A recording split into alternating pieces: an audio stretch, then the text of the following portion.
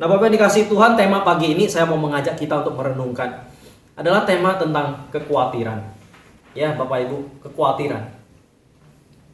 Pada zaman-zaman seperti sekarang ini, Bapak Ibu, banyak orang penuh dengan kekhawatiran. Ya, setiap orang pasti punya masalah. Dalam hidup kita pasti punya masalah. Dan masalah-masalah itu, Bapak Ibu, mudah membuat kita khawatir. Bapak Ibu, pagi ini saya mau mengajak kita untuk merenungkan bersama. Sebetulnya mengapa kita khawatir? Akar kekhawatiran itu apa sebetulnya? Bapak Ibu, ada satu kisah. Ada seorang pria berbicara dengan yang namanya kematian. Jadi satu kali Bapak Ibu, kematian ini akan masuk ke dalam sebuah kota. Nah, ketika dia akan masuk ke dalam kota itu, dia bertemu dengan seorang pria. Dan pria ini bertanya kepada kematian ini, "Apa yang kamu lakukan di sini? Ya, mengapa kamu datang?" Pria ini bertanya kepada sang kematian itu, "Mengapa kamu datang ke sini? Apa yang mau kamu lakukan?" Lalu jawab kematian itu apa?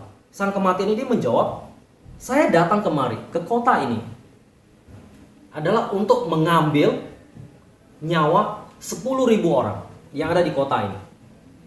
Wah, pria ini ketika itu mendengar itu, tentu dia terkejut. Lalu dia berkata, "Apa? 10.000? Banyak sekali." Itu sesuatu yang sangat mengerikan. "Mengapa kamu melakukan itu?" Lalu sang kematian itu menjawab, "Saya hanya melakukan tugas saya. Dan saya akan mengambil jiwa orang-orang yang memang harus mati. Sebanyak 10.000. Nah, ketika pria itu mendengar berita ini, wah, dia langsung buru-buru masuk ke dalam kota. Dan dia langsung memberitahukan kepada orang-orang yang ada di dalam kota itu bahwa kematian akan datang hari ini. Bahwa akan ada yang mati, akan ada yang mati. 10.000 orang katanya. Nah, lalu setelah satu hari itu selesai, lalu sang kematian itu akan pergi. Nah, dia bertemu dengan pria ini di depan pintu gerbang itu. Dan pria ini ketika dia melihat lagi sang kematian itu, pria ini begitu marah. Dan dia berkata kepada sang kematian ini, "Katanya kamu datang hari ini untuk mengambil 10.000 jiwa. Tetapi mengapa yang mati hari ini ada 70.000? Kenapa bisa begitu?" Lalu sang kematian ini jawabnya enteng. "Saya datang memang hanya mengambil 10.000 jiwa. Sisanya itu mati karena apa? Karena kekhawatiran mereka sendiri." Jadi Bapak Ibu, kekhawatiran itu bisa justru mengakibatkan kematian itu sendiri. Karena khawatir yang berlebihan. Bapak Ibu, tahun 89 ada majalah di Amerika, Time, pernah melaporkan seorang pria.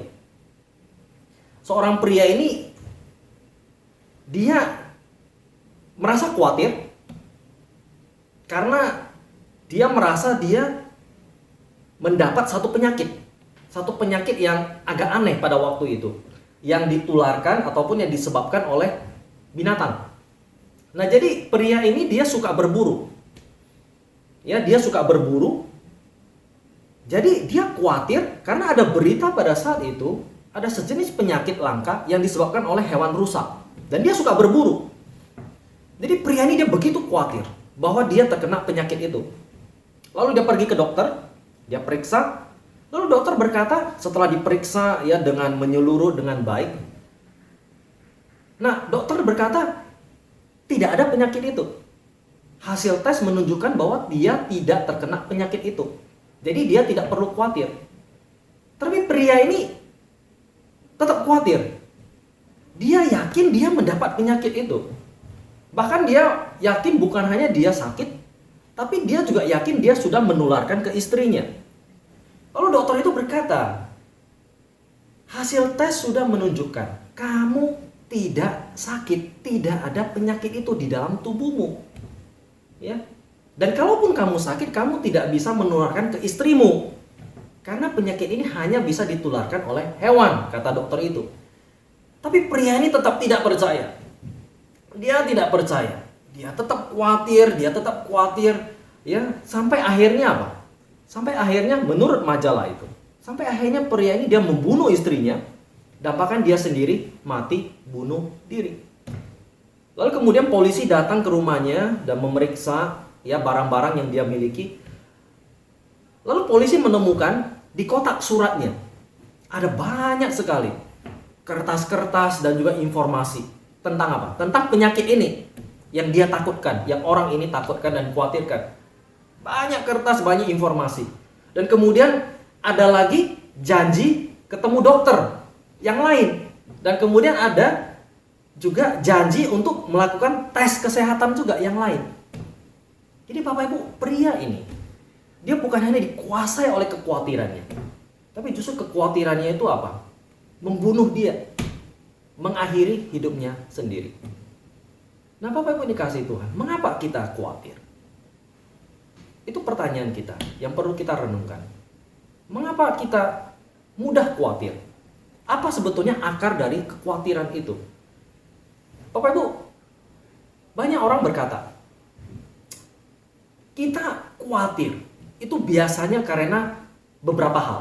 Ya, karena beberapa masalah yang kita hadapi dalam hidup kita. Contohnya apa? Yang paling umum, masalah kesehatan. Ya, karena kita punya masalah kesehatan. Kemudian masalah keuangan. Kemudian contoh lainnya masalah relasi yang tidak harmonis. Contoh lainnya misalnya masalah pekerjaan dan juga yang lain-lainnya. Bapak Ibu, ini hal yang paling umum. Masalah keuangan, masalah kesehatan, masalah relasi, kemudian masalah pekerjaan. Inilah hal-hal yang biasanya membuat orang itu jadi khawatir. Tapi Bapak Ibu, kita perlu merenungkan dan juga perlu memikirkan lebih dalam. Apakah semua masalah ini otomatis akan selalu membuat orang itu khawatir? Karena semua masalah ini sebetulnya adalah hal-hal yang terjadi di luar kita. Ya, terjadi sesuatu yang di luar kita, yang kita alami. Betul ya?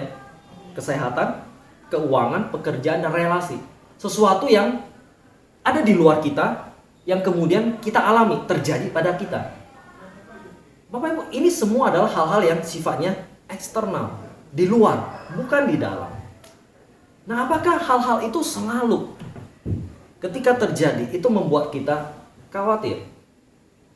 Tidak juga sebetulnya. Bapak Ibu pernah jumpa ada orang yang sakit?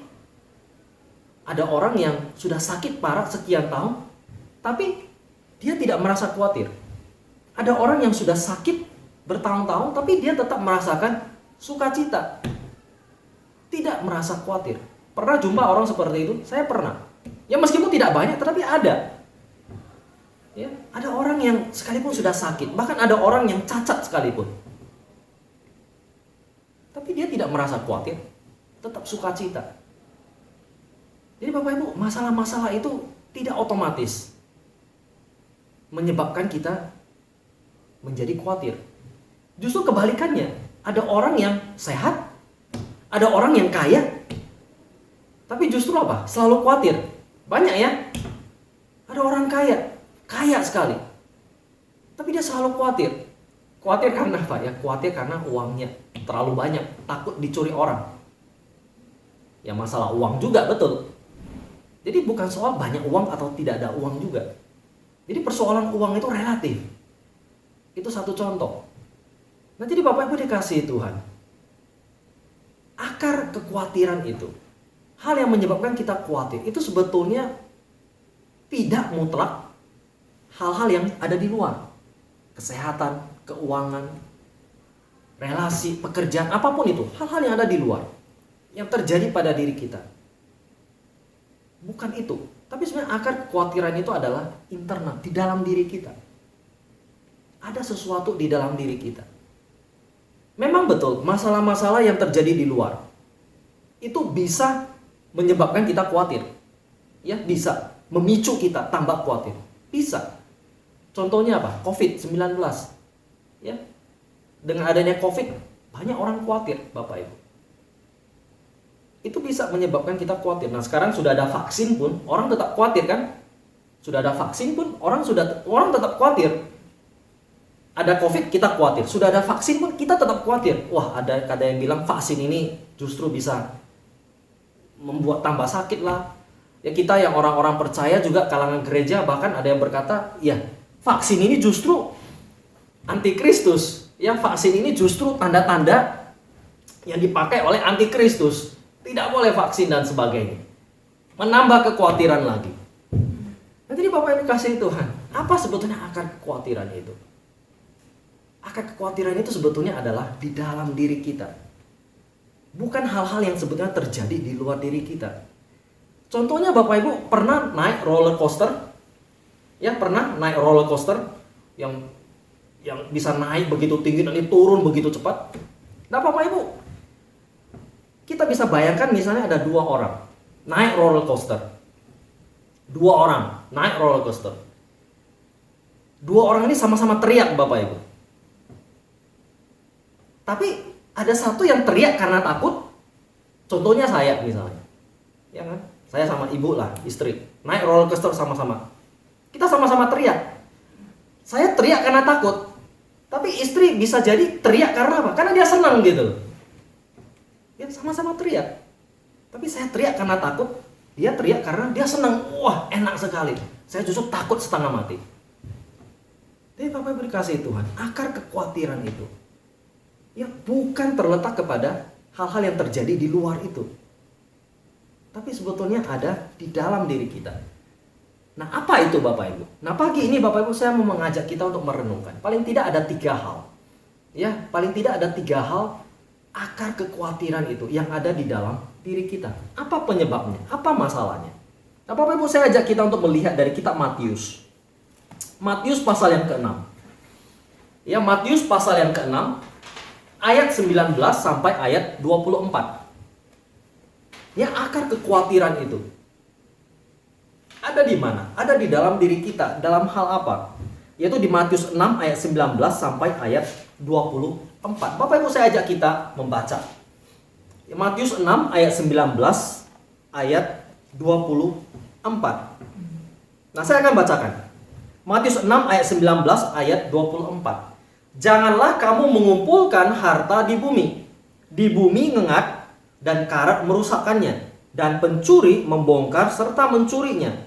Tetapi kumpulkanlah bagimu harta di surga. Di surga ngengat dan karat tidak merusakkannya, dan pencuri tidak membongkar serta mencurinya.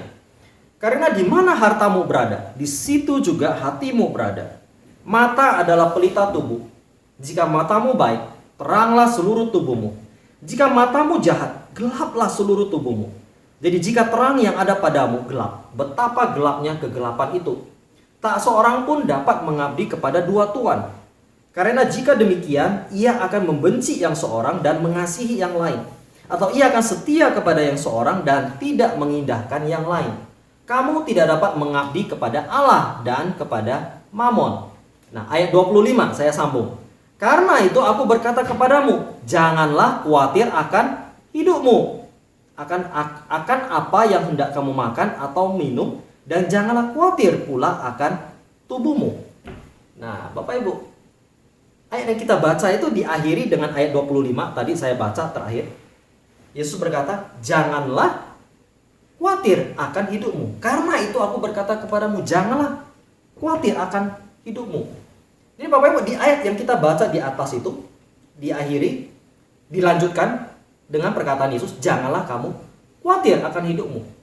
Jadi Bapak Ibu, pagi ini saya mau mengajak kita untuk merenungkan. Sebetulnya akar kekhawatiran itu apa? Sehingga Yesus bisa berkata, janganlah kamu khawatir akan hidupmu. Jadi di ayat yang sebelumnya tadi, 19 sampai 24. Itu sebetulnya adalah diagnosa ataupun akar kekhawatiran yang coba Tuhan Yesus mau sampaikan kepada kita. Sehingga dia bisa berkata akhirnya, janganlah kamu khawatir akan hidupmu. Ini Bapak Ibu ada 3 hal di sini yang saya mau ajak kita untuk merenungkan akar kekhawatiran itu. Yang pertama adalah ketika kita mengumpulkan harta di tempat yang salah.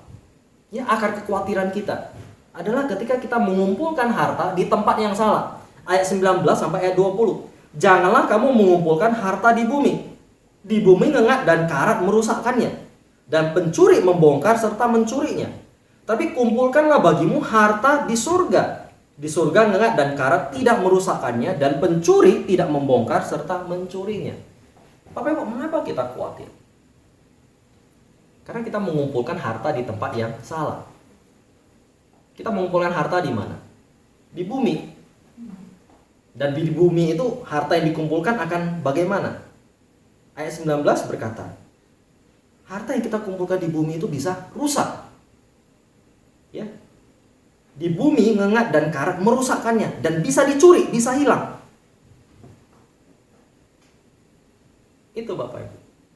Karena kita mengumpulkan harta di tempat yang salah. Nah, ketika kita mengumpulkan harta di tempat yang salah, nah ketika dia hilang, ketika dia rusak, kita menjadi apa? Khawatir. Karena kita fokus di situ. Di mana hartamu berada, di situ hatimu berada. Ya, ketika kita mengumpulkan harta kita hanya di bumi, hati kita ada di bumi. Sedangkan apa yang ada di bumi itu sementara, tidak kekal Bapak Ibu. Semuanya tidak kekal. Apa yang kekal kita miliki Bapak Ibu di bumi ini? Saya pikir tidak ada.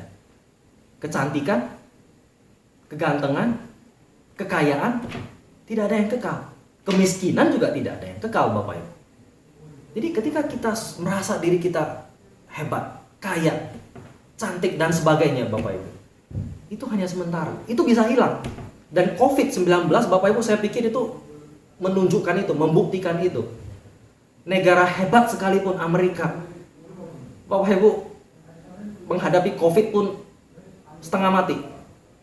Negara Amerika, siapa negara yang paling hebat menghadapi COVID? Tidak ada. Semua terkena Bapak Ibu. Ya, China sekalipun, itu justru sumbernya kan. Awal-awal itu mereka parah sekali. Ya, sekarang mereka bangkit Bapak Ibu. Ya. Jadi harta di bumi itu hanya sementara. Ya, semua yang kita miliki Bapak Ibu, yang kita pikir itu semuanya hebat, itu hanya sementara. Jadi jangan kita justru mengumpulkan itu semua di bumi. Bukan itu tujuan akhirnya. Mengapa kita mudah khawatir? Ya, karena kita mengumpulkan harta di tempat yang salah. Kekayaan, kesehatan, kita bergantung kepada itu semua Bapak Ibu. Padahal itu semua hanya sementara. Yang ada di bumi itu sementara. Jadi ketika itu hilang, ketika itu tidak ada lagi, ketika itu rusak, rasa aman nyaman kita pun hilang. Sehingga apa? Kita menjadi khawatir, kita menjadi takut Bapak Ibu. Ya, jadi Bapak Ibu dikasih Tuhan, di mana kita mengumpulkan harta kita? Ya. Dan apa yang kita kumpulkan? Kan itu juga. Jadi Bapak Ibu, akar kekhawatiran kita yang pertama adalah mengumpulkan harta di tempat yang salah. Lalu yang kedua Bapak Ibu, yang kedua, akar kekhawatiran kita di ayat 22 sampai 23, Yesus berkata apa? Mata adalah pelita tubuh. Jika matamu baik, teranglah seluruh tubuhmu. Jika matamu jahat, gelaplah seluruh tubuhmu. Jadi jika terang yang ada padamu gelap, betapa gelapnya kegelapan itu. Bapak Ibu, 2 atau 3 minggu yang lalu saya sudah menyinggung ayat ini sedikit, yaitu tentang kebutaan rohani. Bapak Ibu, akar kekhawatiran kita yang kedua itu adalah ketika kita gagal ataupun melihat dengan cara pandang yang salah. Ketika kita mengalami kebutaan rohani. Itu kekhawatiran, akar kekhawatiran kita yang kedua. Ketika kita mengalami kebutaan rohani. Bapak Ibu, mata adalah pelita tubuh. Mata di sini bukan mata secara fisik maksudnya, tapi mata itu adalah soal rohani. Jadi ketika mata rohani kita buta Bapak Ibu, ya, kita sulit untuk merasakan dan melihat hal-hal yang rohani. Karena mata rohani kita menjadi buta. Karena apa? Karena pikiran kita juga hanya ada di bumi. Sehingga mata rohani kita hanya melihat hal-hal yang ada di bumi, bukan hal-hal yang ada di surga. Sehingga ketika kita mengalami kebutaan rohani, kita sulit merasakan, kita sulit melihat kehadiran Tuhan dalam hidup kita. Dan ketika kita gagal merasakan dan melihat kehadiran Tuhan di dalam hidup kita, Bapak Ibu, itulah masa dimana kita mengalami kekhawatiran Bapak Ibu. Karena kita nggak tahu ini tujuannya apa, mengapa bisa seperti ini. Karena semuanya menjadi hilang. Karena yang kita lihat hanya ada di bumi ini. Yang kita lihat hanya ada di bawah, bukan hal-hal yang di atas. Ketika kita gagal melihat Tuhan di dalam segala situasi hidup kita, kita mengalami kebutaan rohani. Bapak Ibu, kita mudah mengalami kekhawatiran itu. Itulah akar kekhawatiran kita yang kedua. Ya, kita gagal melihat Tuhan di dalam setiap segi dalam kehidupan kita. Bapak Ibu, saya pernah kasih ilustrasi ini sebelumnya. Mungkin Bapak Ibu masih ingat.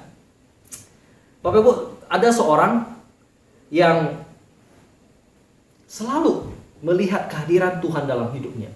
Sehingga apapun yang terjadi, dia selalu berkata, puji Tuhan, puji Tuhan, puji Tuhan, Tuhan itu baik, puji Tuhan, Tuhan itu baik. Ya, apapun yang terjadi, dia selalu berkata, puji Tuhan, Tuhan itu baik.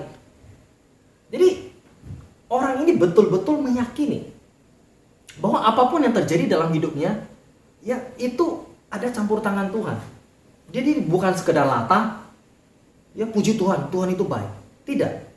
Tapi apapun yang terjadi, dia selalu bisa berkata puji Tuhan, Tuhan itu baik. Jadi satu kali orang ini, Bapak Ibu, dia bekerja kepada seorang pejabat. Nah, lalu orang ini kemudian menemani pejabat ini pergi berburu ke hutan.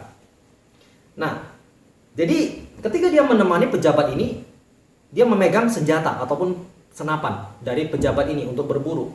Nah, ketika pejabat ini mau menembak, jadi diambil senjata itu, senapan dari pembantunya ini, orang ini. Nah, ketika pejabat ini mau menembakkan senjata itu, secara tiba-tiba senjatanya ini meledak. Meledak. Sehingga apa yang terjadi?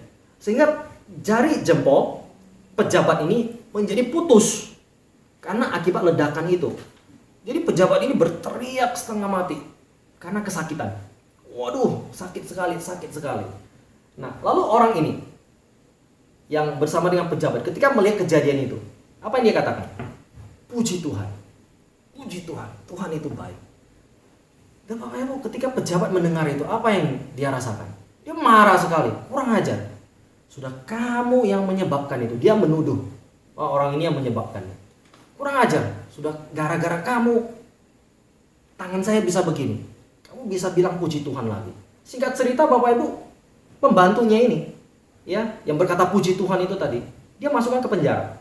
Dia tuduh karena dia sudah sengaja, dia anggap dia sengaja. Dimasukkan ke penjara Bapak Ibu. Nah, beberapa waktu kemudian, ya setelah beberapa minggu, beberapa bulan kemudian, pejabat ini pergi lagi Bapak Ibu berburu. Kali ini seorang diri. Nah, ketika dia pergi berburu seorang diri, nah keenakan dia. Sehingga dia lupa waktu, dia tersesat. Nah, kemudian dia tertangkap Bapak Ibu oleh sekelompok orang-orang yang tinggal di dalam hutan itu. Ya, sekelompok manusia, komunitas tertentu yang tinggal di dalam hutan. Nah, dia tangkap pejabat ini. Dan rupanya kelompok manusia ini adalah orang-orang yang memakan daging manusia. Jadi ada kelompok yang ritus, ya entah sekte tertentu dan sebagainya. Nah, ketika pejabat ini tertangkap Bapak Ibu, dia mau dimakan, dia mau dimasak Bapak Ibu. Dimakan, hidup-hidup. Lalu sebelum dia dimakan, mereka mengadakan satu upacara dulu.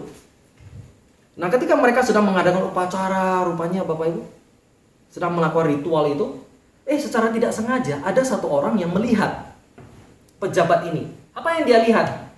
Dia melihat rupanya jari tangannya itu kurang satu. Ya, jempolnya ini kan sudah rusak. Lalu kemudian orang ini berkata kepada kepala sukunya, Pak, kita nggak boleh makan orang ini. Loh, kenapa? Karena orang ini cacat. Loh, kok bisa? Orang ini cacat. Buktinya coba lihat. Jari jempolnya itu tidak ada. Orang ini nggak bisa kita makan. Orang ini cacat. Kita nggak bisa makan dia. Nah, lalu akhirnya apa? Pejabat ini dia bebaskan. Ya, dia bebaskan, kasih pulang. Nah, ketika pejabat ini pulang Bapak Ibu, dan ketika dia tahu dia nggak dimakan karena apa? Karena jempolnya ini hilang. Lalu kemudian dia teringat siapa?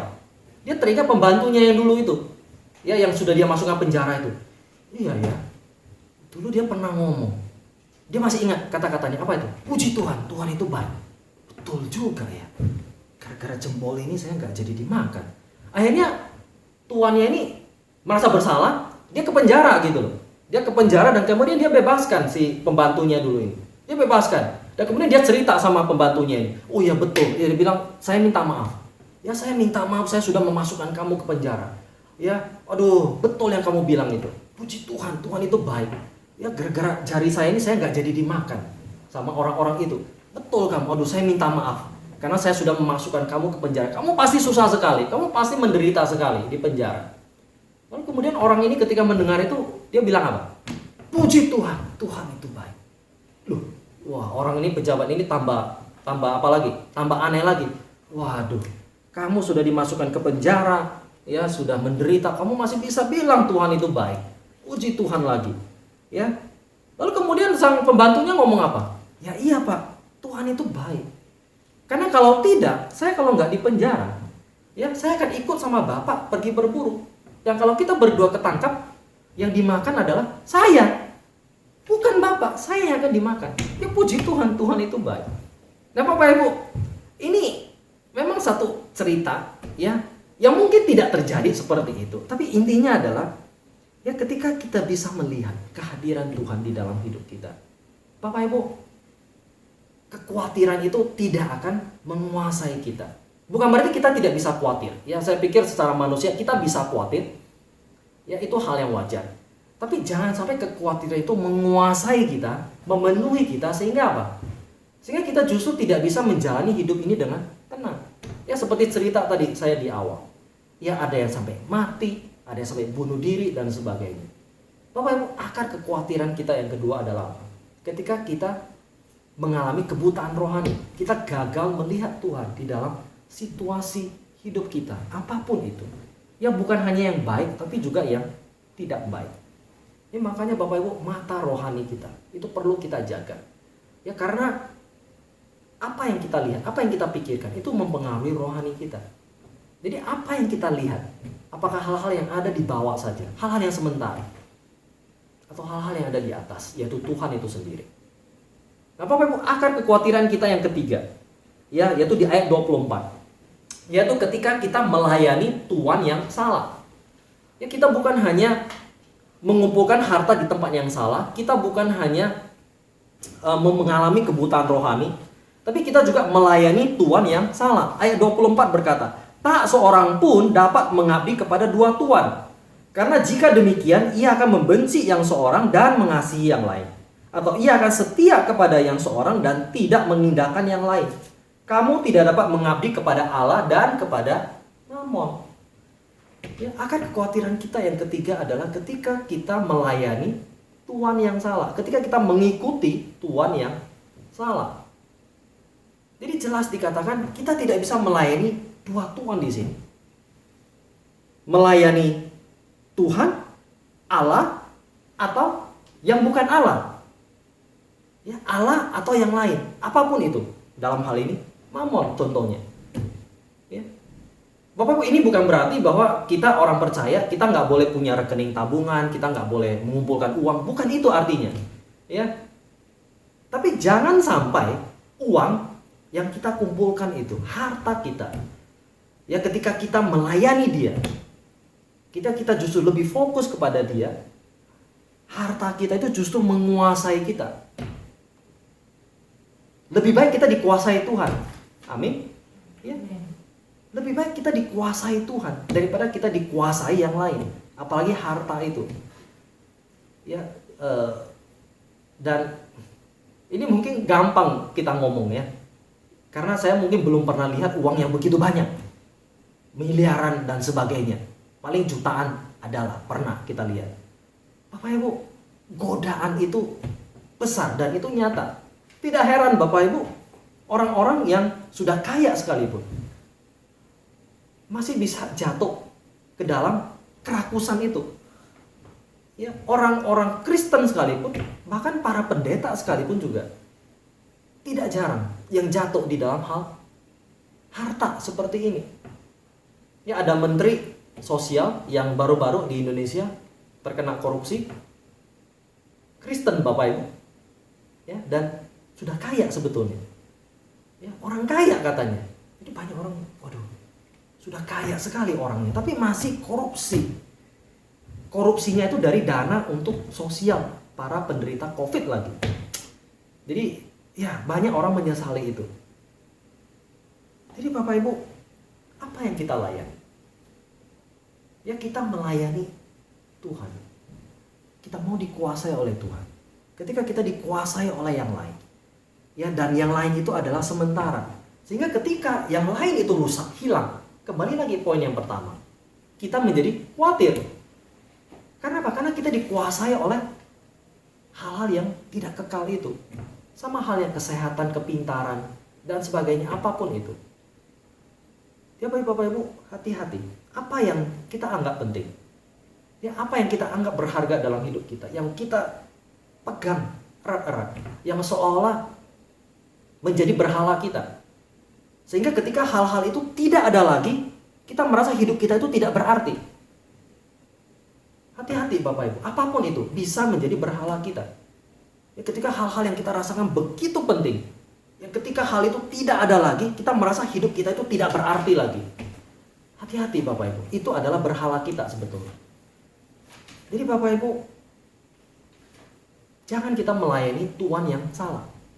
Ya, jangan sampai kita menganggap hal yang lain daripada Tuhan itu lebih berharga di dalam hidup kita. Apapun itu, bukan hanya uang, bukan hanya jabatan, tapi bisa jadi juga keluarga kita. Ya, orang-orang yang kita kasihi, apapun itu yang kita miliki. Jadi Bapak Ibu, mari. Ayat ini mau mengajak kita untuk memiliki iman dan rohani yang berpusat dan berfokus kepada Tuhan saja. Karena hanya Tuhan yang kekal. Semuanya bisa hilang. Yang ada di dunia ini bisa rusak, bisa berubah. Tapi hanya Tuhan yang tidak berubah. Amin. Makanya ada lagu, Tuhan Yesus tidak berubah. Tuhan Yesus tidak berubah. Dulu, sekarang, dan selama-lamanya. Kasihnya tidak berubah. Pertolongannya tidak berubah. Manusia bisa berubah. Ya, kita kalau berharap kepada manusia, bahkan pasangan kita sekalipun, bisa berubah. Hari ini menyenangkan kita, tapi bisa jadi besok menyakiti kita. Anak-anak kita, orang tua kita sekalipun juga bisa. Ya, ketika kita berharap sepenuhnya kepada manusia, siapapun itu, bisa mengecewakan kita, karena manusia bisa berubah. Tapi Tuhan tidak berubah. Jadi mari, pengharapan kita, iman kita, hanyalah kepada Tuhan. Jadi di dalam situasi apapun Bapak Ibu, persoalan yang kita hadapi, kita bisa menjalani dan menghadapinya. Bukan dikuasai oleh kekhawatiran itu. Karena apa? Karena iman kita bersandar dan berpusat kepada Tuhan. Ya, akar kekhawatiran kita. Kita tidak mengumpulkan harta di tempat yang salah. Bukan di bumi, tapi kita tahu ada tempat yang jauh lebih baik, yaitu di surga, di atas. Ya, dan kita memiliki mata rohani untuk melihat itu. Dan kita memiliki komitmen ya untuk melayani dan juga mentaati Tuhan yang ada di atas itu. Jadi Bapak Ibu, biarlah renungan pada pagi ini boleh mengingatkan kita ya, supaya iman kita di tengah situasi yang sulit saat ini, sepanjang tahun 2021 kita akan menjalaninya. Iman kita adalah iman yang berpusat kepada Tuhan yang ada di atas. Sehingga hati kita, pikiran kita mau melihat hal-hal yang ada di atas, bukan hanya hal-hal yang ada di bawah. Sekalipun kita masih ada di bawah, tapi pengharapan kita bukan ada di bawah ini. Makanya pengharapan kita sebagai orang Kristen bukan ada di dunia ini, karena dunianya hanya sementara. Dunia ini akan berlalu, tapi pengharapan kita sebetulnya adalah di dunia yang akan datang. Kita percaya bahwa Yesus akan datang kembali. Ya, kita percaya Yesus akan datang kembali, dan Yesus akan datang segera. Jadi apa yang kita miliki saat ini sebetulnya hanya sementara. Akan ada sesuatu yang lebih baik lagi. Jadi makanya kita jangan sombong juga. Kita pikir kita sudah enak, senang. Tidak, itu akan berakhir.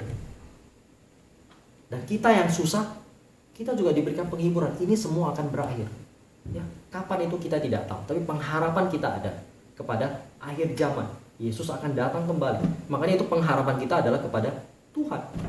Ya, yang akan memulihkan semuanya kembali menjadi lebih baik. Amin Bapak Ibu. Ya, mari kita berdoa.